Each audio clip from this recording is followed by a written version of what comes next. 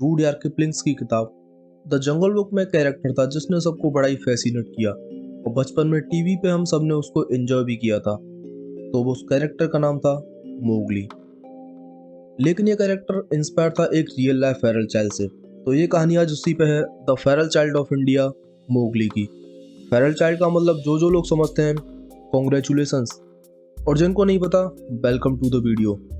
तो ये वो बच्चे होते हैं जो जानबूझकर या एक्सीडेंटली इंसानी बस्तियों से दूर कर दिए जाते हैं और बहुत छोटी एज से ही वो अपनी लाइफ जंगलों में जानवरों के साथ या जानवरों जैसी जीना शुरू कर देते हैं। 1737 में फ्रांस में एक शाही शिकार के दौरान एक घुड़सवार को जंगलों की घनी झाड़ियों से खरगोश भागते हुए दिखते हैं और उनके पीछे कोई जंगली जानवर न होकर एक इंसान दिखता है जो कि थी मैमी ले ब्लैंक, एक फेरल चाइल्ड जिसकी एज थी कोई 15 साल। फ्रांस के एक गांव सोंगी के पास के जंगलों में मैमी ब्लैंक को पहली बार देखा गया और उस गांव के लोग उसे किसी डेविल के नजरिए से देखते थे क्योंकि वो पेड़ की टहनियों पर सो जाती, चिड़ियाओं के साथ उनकी तरह चहचहाने की कोशिश करती। और जब ये बात फैली तो इसमें दिलचस्पी दिखाई थ्योरिस्ट ऑफ ह्यूमन इवैल्यूएशन के प्रोफेसर लॉर्ड मॉनबोर्डो ने, जिसके बाद मैमी ब्लैंक को वापस इंसानी कल्चर में लाया गया। लेकिन यहाँ आने के बाद मैमी की परेशानियां बस शुरू हो गई थी। जब उसे एक अच्छे गर्म रूम में रात को सुलाया गया, पकाया हुआ खाना खिलाया गया, तो उसकी तबीयत बुरी तरह खराब होने लगी। वाइन और सॉल्ट के यूज से उसके दांत बिल्कुल खराब होने लगे। अब ह्यूमन सिविलाइजेशन ही उसके लिए जानलेवा बन गई थी। उसकी बॉडी ने जंगल के माहौल को एकदम अडॉप्ट कर लिया था और उससे एकदम से अलग होने की वजह से उसको ये सब दिक्कतें यहाँ पे आने लगी। इन सब परेशानियों को देखते हुए डॉक्टर्स ने प्रिस्क्राइब किया पिजन्स एंड चिकन्स का लाइव ब्लड, यानी जिंदा कबूतर और जिंदा मुर्गी का वार्म ब्लड, जिससे कि उसके शरीर को फिर से धीरे धीरे एनर्जी मिलने लगी। मैमी को धीरे धीरे ह्यूमन सिविलाइजेशन की तरफ लाने की कोशिश चल रही थी। इसी बीच एक दिन मैमी को किचन में देखा गया, but she was not cooking at all.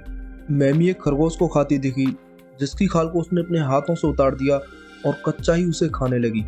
लेकिन धीरे धीरे जब मैमी सही हुई तो उसे समझ आने लगी लैंग्वेज, सेम और एम्बेरसमेंट। जिसके बाद मैमी ने बताया कि जंगलों में लाइफ उतनी आसान नहीं थी और मैमी ने पास्ट में जो किया उसे याद करके वो डिस्कस फील करती थी। लेकिन ये टॉपिक तो फ्रांस का हुआ, इंडियन मोगली का थोड़ी। एब्सोल्युटली राइट, मैंने ये स्टोरी बताई है इसलिए so you can get some glimpse of feral child's life. Indian Mowgli का नाम था दीना सनीचर और ये नाम उसको दिया आगरा में जहाँ उसको सबसे पहले लाया गया ऑर्फनेज में। दीना और सनीचर, सनीचर इसलिए क्योंकि उसे सैटरडे को लाया गया था और दीना क्योंकि ऑब्वियसली उनका मन होगा।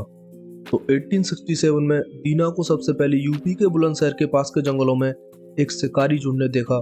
दूर से उन्हें वो किसी भेड़िए के समान लगा, पर जैसे उसके पास आते गए तो देखा एक इंसान जो चारों हाथ और पैरों से जानवरों की तरह चल रहा था। उस टाइम दीना की एज थी कोई 6 साल। इतने कम उम्र के बच्चों को शिकारियों ने जंगल में छोड़ना सही नहीं समझा और उसे साथ ले आए, जिसे कि ब्रिटिश गवर्नमेंट ने आगरा ऑर्फनेज में भेज दिया। मिशनरीज ने बताया कि उसे ठंड में रहने की आदत थी। जब उसे ओढ़ने के लिए शॉल दी गई तो उसने उसे अपने दांतों से फाड़ दिया और खाने लगा। दीना से बात करना एकदम इम्पॉसिबल था क्योंकि न उसे इंसानी भाषा समझ में आती थी और न वो अपने हाथों का इस्तेमाल करता था as a gesture to point something out.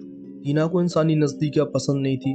वो खाने में सिर्फ कच्चा मांस खाता था और खाने से पहले उसको सूंघता और पसंद आए तो उसे फेंक देता था, जबकि वो खुशी खुशी कुत्तों के साथ अपना खाना शेयर कर लेता था। दीना को कई सालों तक दोनों पैरों पर खड़े होने में दिक्कत होती थी।